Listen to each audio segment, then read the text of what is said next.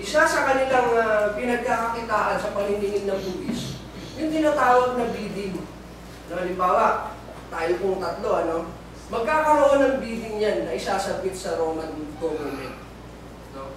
Yung magbibid sila doon sa isang district na kung sino yung magkakaroon ng highest bid, siya yung magiging tax collector ng isang district na yun. Halimbawa, si brother ay nag-bid ng 500,000. No? Si brother Jason nag-bid naman ng 700,000.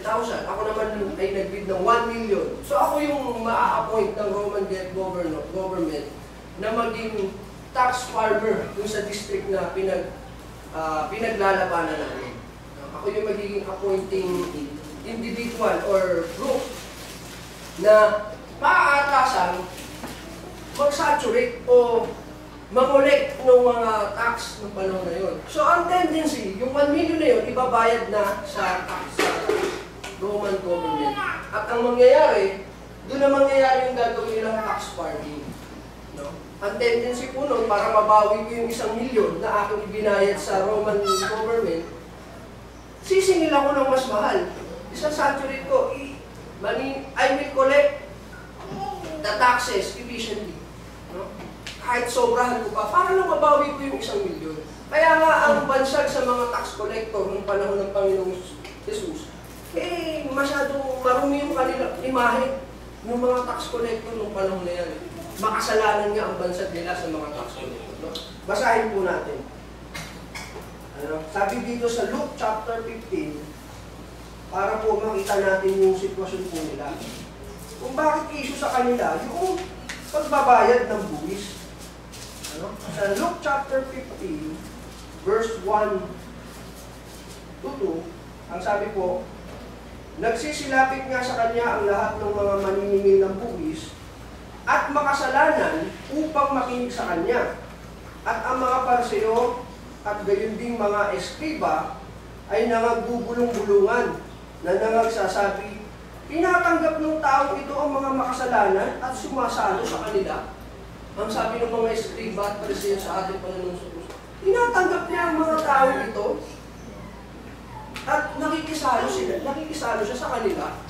Nakita niyo yung kanilang bansa, makasalanan. Kaya nga nung panahon ni Juan Bautista, sa Luke chapter 3, para patunayan lang po na ganun kapangit po imahe nila sa mga tao dahil dito sa corruption na ginagawa nila. Dahil dito sa tax farming. Sa Luke chapter 3, verse 12. At ito sa inyo'y magiging pinakatanda. Chapter 3, verse 12 to 13. At dumating naman ang mga maniningil ng buwis upang magpabautismo. At sinabi nila sa kanya, Guro, anong dapat namin gawin? Yun ang tanong ng mga maniningil ng buwis. Ang sabi, at sinabi niya sa kanila, huwag na kayong sumingil pa ng higit sa utos sa inyo. Di ba yun ang bakit yun ipapayo sa kanila? Sapagkat sumisingil nga sila ng higit pa para lang mabawi nila yung tax na ibinayad nila o yung bid na ibinayad nila sa Roman government. Nagtatax farming sila. So, ganun yung sitwasyon. Kaya alam na natin yung pinangungutan ng tanong sa ating Panginoong Kristo sapagkat may issue ng korupsyon pagdating sa paniningil ng buwis. At isa pa, kung sasagot ang Panginoong Jesus ng oo, di ba? Ano ang magiging bansag sa kanya ng kanyang mga kababayan? Para bang ikaw ay unpatriotic. Hindi ka, ikaw ay taksil sa iyong mga kababayan sapagkat sumusuporta ka sa Imperyong Roma. Kung sasabihin naman yan hindi, isusumbong naman siguro siya sa gobyerno. Itong Jesus na nangangaral, sinasabing huwag daw magbayad ng buwis. Kumbaga, baka paratangan pa siyang nagsisimula ng pag-aaklas, ng revolusyon. Sapagkat itinuturo niyang huwag magbabayad ng buwis. Kung yun ang kanyang isasagot. Kaya yung kanyang mga taga-subaybay ay inaabangan yung kanyang magiging sagot sa katanungan ito. Nung panahon na yan po ay kapanahunan ni Tiberius Cesar. No? Si Tiberius Caesar po ang reigning emperor nung panahon niya. No? So the appointment of governors and tetrarchs was coming from the emperor. No? In Luke chapter 3 verse 1, now in the 15th year of reign of Tiberius Caesar, Pontius Pilate being governor of Judea, and Herod being tetrarch of Galilee. Ito pong Herod na ito po yung anak ni Herod the first, yung king, yung panahon ng kapanganakan ng Panginoong Jesus. And his brother Philip, tetrarch of Iturea, and of the region of Trachonitis and Lysanias, the tetrarch of Abilene. So, nanggagaling yung appointments sa Roman Emperor na si Tiberius Caesar. Kaya, yung mga Pariseo, yung mga alagad ng Pariseo, kasama yung mga Herodiano. Yung pong mga Herodiano, ito po'y group of people na supporters po ng Herodian dynasty. Sa panahon pa po nung unang panahon pa pala, uso na yung tinatawag na political dynasty. Ibig sabihin, magkakamag-anak, nasa posisyon sa gobyerno. So ito pong Herodian, sila po yung political partisan ng Herod family. No? Kasi po, kung pag-aaralan nyo si Herod, nagkaroon siya ng 10 asawa. So nagkaroon siya ng mga anak na nagkaroon din ng posisyon sa gobyerno. So meron silang mga political partisans or supporters yung panahon na yan. So sila yung nagtatanong ng matuwid ba bang bumungis kay Caesar o hindi?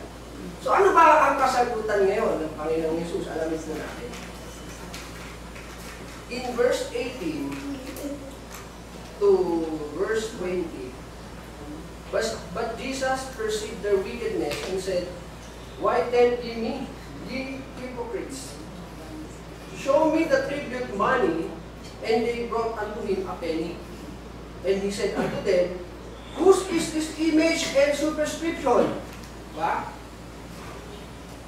Datapwat na pagkilala ni Jesus ang kanilang kasamaan. No? Alam ni Jesus na binibitag siya sa kanyang pananalita. At sinabi sa kanila, bakit ninyo ako tinutokso, kayong mga mapagpaimbabaw? Ipakita ninyo sa akin ang salaping pambuwis. At dinala nila sa kanya ang isang denaryo. At sinabi niya sa kanila, kanino ang larawang ito ang nasusulat? Kayo na naman ang tatanungin ko. Kanino ang larawang ito na nakaukit sa barya at ang nasusulat? Alam niyo po sa throughout the history, no? Sa kasaysayan at sa pag-aaral ng archaeology, no? Sa kanilang pagdidiscover, meron silang na-recover o nakuha mga Roman coin na pinaniniwalaan na ito yung coin na ipinakita ng Panginoon Jesus noong panahon ng tinanong siya kung matuwid bang bumungis kay Jesus. No? Merong pag-aaral na maaaring ito yung pinakita ng Panginoon Jesus sa kanila. No? Na kanyang hiningi doon sa mga nagtatanong sa kanya. Diyan po sa coin makikita po natin yung larawan ni Tiberius Caesar.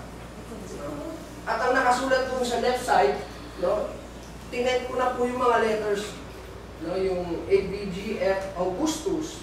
O ang basa po dyan, T. Caesar DB O F Augustus. Yan po ay Latin. Ano? Sa English, ang basa po dyan, Tiberius Caesar, son of the divine Augustus.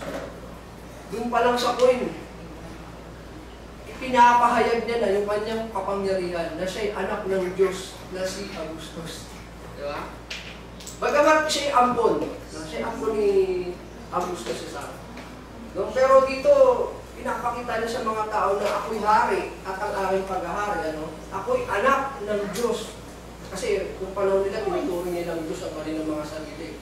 Hari sila yung makapangyarihan. Ako'y anak ng Diyos na si Augustus. No? Yun ang nakalagay. Doon naman po sa likod nung coin, nakasulat po dyan yung Pontiff Maxim. No? Pinaniniwalaan nila na ito po yung larawan naman ng kanyang na si Livia Drusilla. Pero, ito pong Pontiff Maxim, ito po yung titulo ng kanilang Roman goddess na may titulong Pontifex Maximus. Yan po yung kanilang Roman goddess.